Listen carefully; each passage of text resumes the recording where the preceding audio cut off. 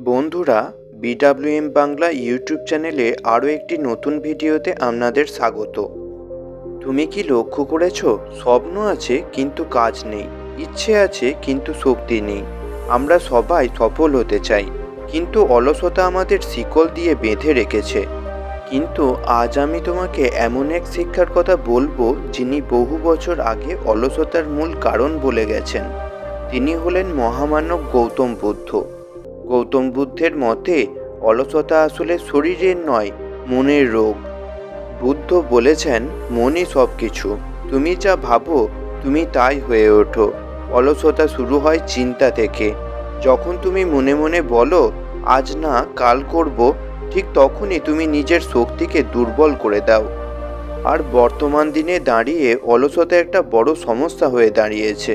সারাদিন বিছানায় শুয়ে থাকা, সঠিক সময়ে কাজ শেষ করতে না পারা, অতিরিক্ত মোবাইল ব্যবহার, এই সমস্ত কিছু কারণে যুব সমাজ আজ পিছিয়ে পড়ছে। তুমি একবার নিজেই ভেবে দেখো, তুমি কতবার রুটিন ঠিক করেছো, কিন্তু এই অলসতার কারণে সেই রুটিনকে অনুসরণ করতে পারোনি। যদি তুমি মন থেকে চাও অলসতাকে দূর করতে, তাহলে অলসতাকে দূর করা সম্ভব। প্রতিদিন সকালে নিজেকে বলো, আজকের দিনটাই আমার জীবনের বদলানোর সুযোগ। মন অলস থাকার কারণ হিসাবে জড়িত থাকে খাদ্য ও অভ্যাস। বুদ্ধ মধ্য মার্গের কথা বলেছেন, অর্থাৎ অতিরিক্ত কিছু নয়, আবার একেবারেই কম তাও নয়। যদি তুমি অতিরিক্ত ভাজা তেল খাবার খাও, অতিরিক্ত ঘুমাও, বেশি মোবাইল ব্যবহার করো, তাহলে তোমার শরীর ভারী হয়ে যাবে, মন ঝিমিয়ে পড়বে। কিন্তু তুমি যদি প্রত্যহ হালকা ব্যায়াম করো, পর্যাপ্ত জল খাও, সহজপাচ্য খাবার, ডাল ভাত সবজি ফল খাও, 6 থেকে 8 ঘন্টা প্রতিদিন নির্দিষ্ট সময়ে ঘুমাও, তাহলে শরীর শক্তিশালী হবে, মন কর্মক্ষম হবে।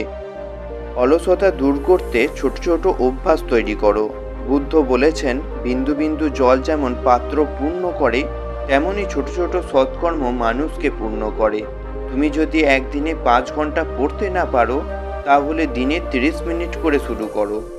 প্রতিদিন একটু উন্নতি বছর শেষে একটি বিশাল পরিবর্তন আনতে পারে।